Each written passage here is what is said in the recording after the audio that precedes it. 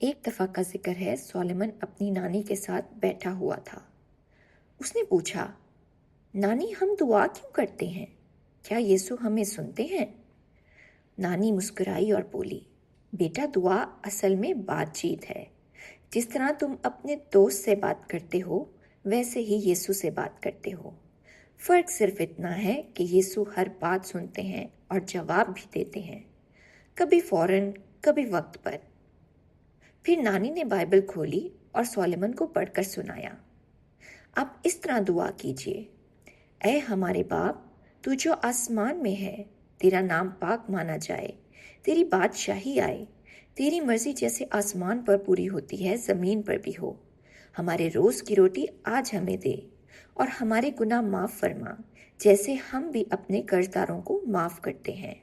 ہمیں آزمائش میں نہ ڈال بلکہ برائی سے بچا۔ متی 6:9-13۔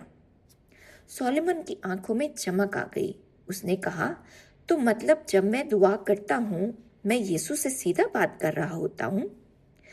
نانی نے پیار سے کہا، بالکل بیٹا، دعا تمہاری روح کا فون کال ہے جو ہمیشہ یسوع تک پہنچتا ہے۔ اس لیے ہر دن اپنے دل کی ہر بات ان سے ضرور کیا کرو۔